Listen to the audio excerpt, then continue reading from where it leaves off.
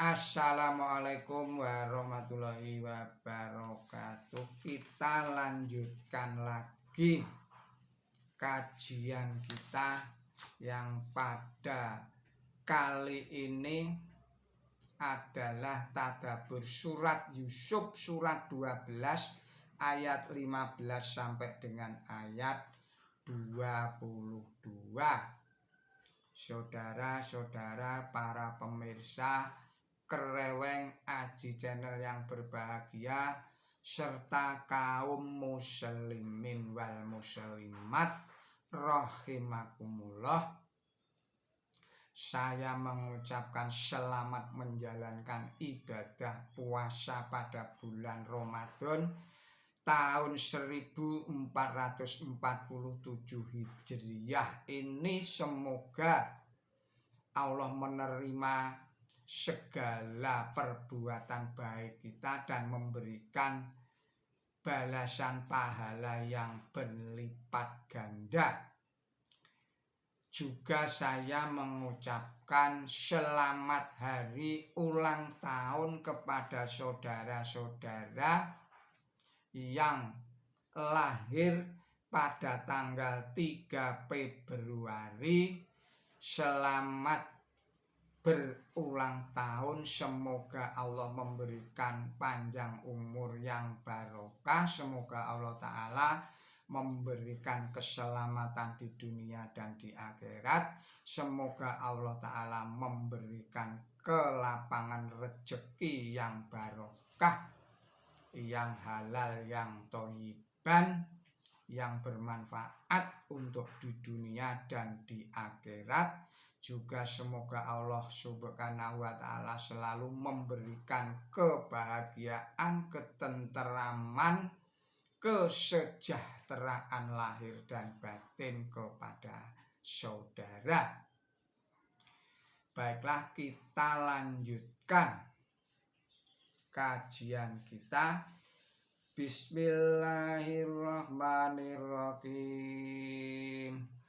Falamma dhahabu bihi wa ajma'u ayyaj'aluhu fi ghayabatil jub wa aukhayna ilaihi latunabiyannahum bi amrihim hada wa hum la yash'urun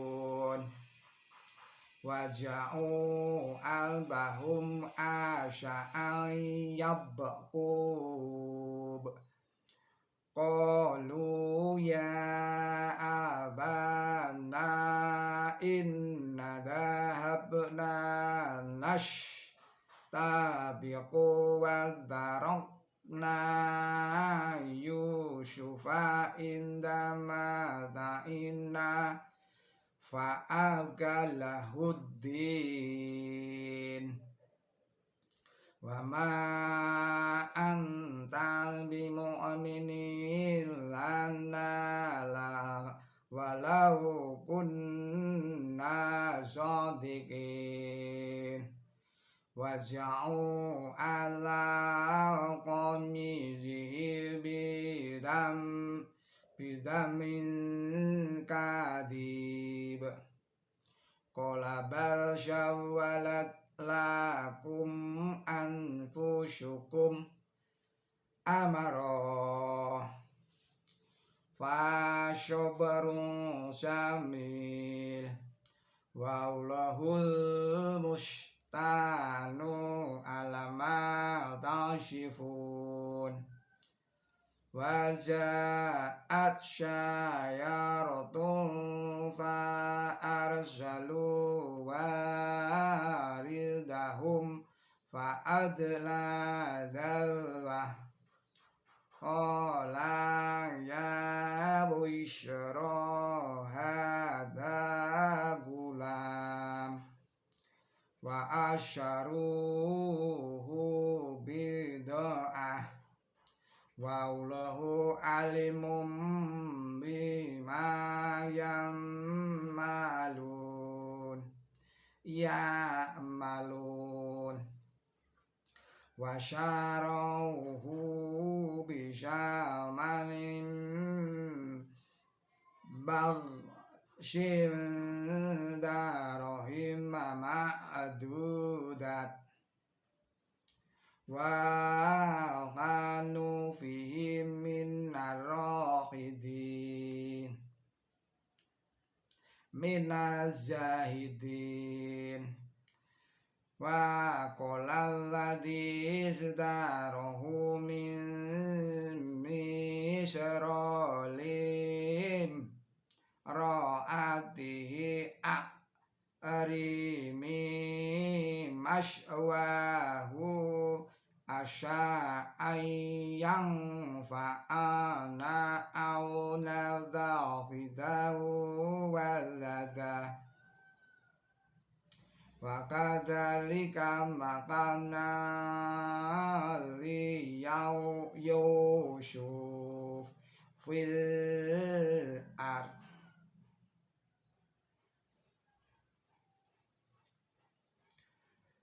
walinu alimahu min ta'lilil hadis wallahu ghalibun ala amrihi walakinna aksyaron nasi la ya'lamun walamma balagha asyuduhu azainahu hukman wa ilma wa kadzalika najzil muhsinin shadaqallahul adzim. Artinya dengan menyebut Allah yang maha pemurah, yang maha pengasih,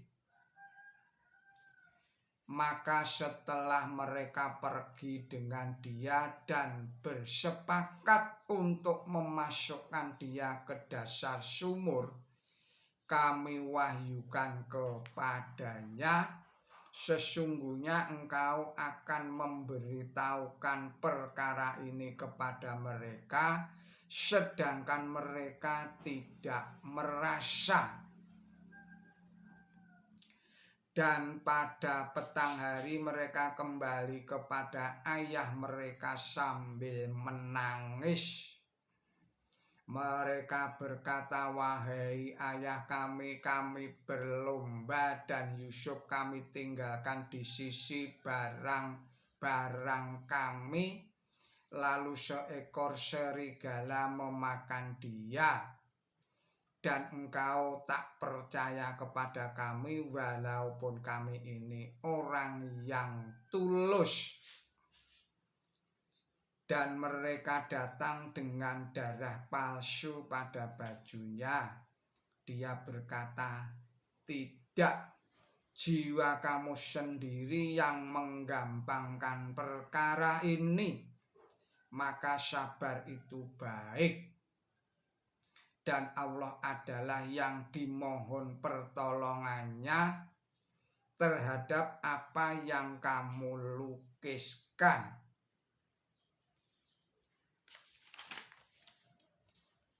Dan datanglah para mufasir, saya ulangi lagi, dan datanglah para musafir dan mereka menyuruh tukang air mereka.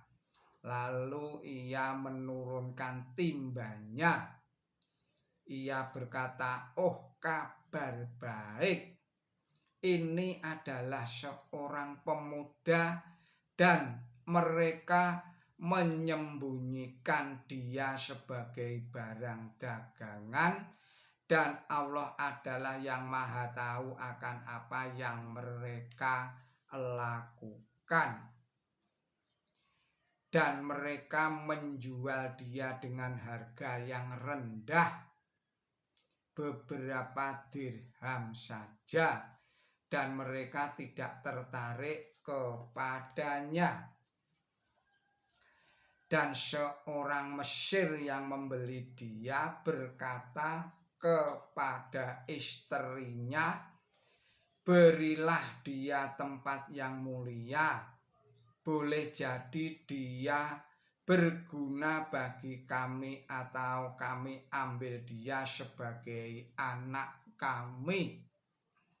Dan demikianlah kami berikan kepada Yusuf kedudukan di bumi dan agar kami ajarkan kepadanya penafsiran kalam ibarat.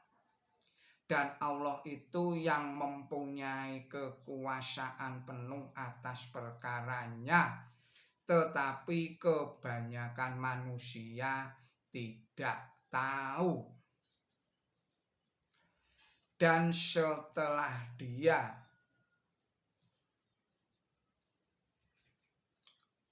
mencapai kedewasaannya, kami berikan kepadanya kebijaksanaan dan ilmu. Dan demikianlah kami mengganjar orang-orang yang berbuat baik.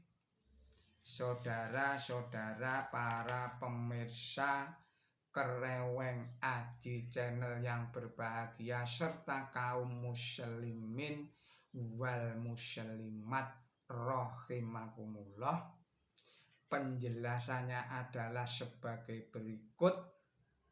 Ini adalah penjelasan ayat 15. Ada perbedaan penting antara kisah yang diuraikan di dalam Bible dan yang diuraikan di dalam Quran suci, yakni bahwa apa yang diuraikan di dalam Bible adalah kisah biasa, sedangkan kisah di dalam Quran suci mengandung unsur kerohanian yang unsur itu sendiri dapat membenarkan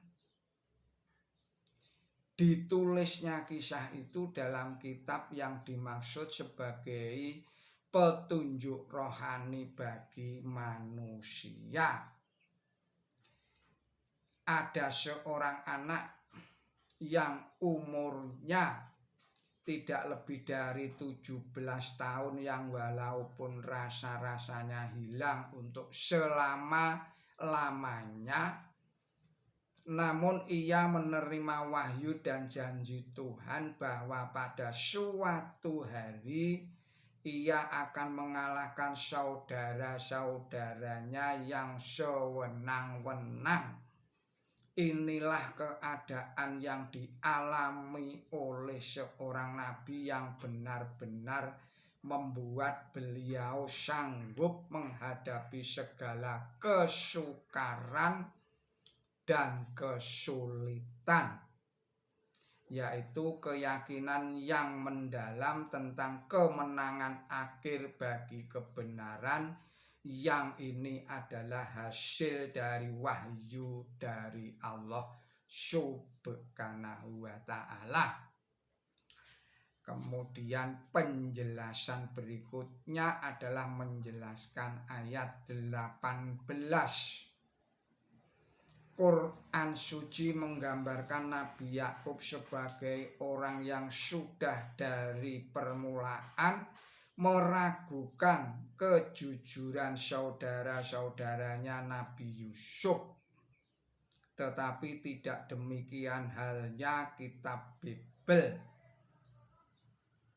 Demikian pula menurut Quran suci, Nabi Yusuf menceritakan impiannya kepada ayahnya yang seketika itu merasa khawatir akan iri hati saudara-saudaranya jika mereka mengetahui hal ini. Tetapi menurut kitab Bible, Nabi Yakub marah kepada Nabi Yusuf karena impiannya. Selain itu masih banyak lagi perbedaan yang lainnya. Misalnya Bible menggambarkan Nabi Yakub sebagai manusia biasa, sedangkan Quran suci menggambarkan beliau ini adalah sebagai seorang nabi. Bible menerangkan bahwa Nabi Yakub berduka cita karena kehilangan putra kesayangannya seperti halnya manusia biasa. Sedangkan Quran suci menerangkan bahwa beliau sejak semula mempunyai penuh harapan. Allah adalah yang dimohon pertolongannya terhadap apa yang kamu lukiskan. Dan harapan inilah yang menjadi sinar terang di sepanjang riwayat yang tanpa ini riwayat itu hanya akan berupa lukisan gelap yang tidak ada nilainya sebagai ajaran rohani spiritual.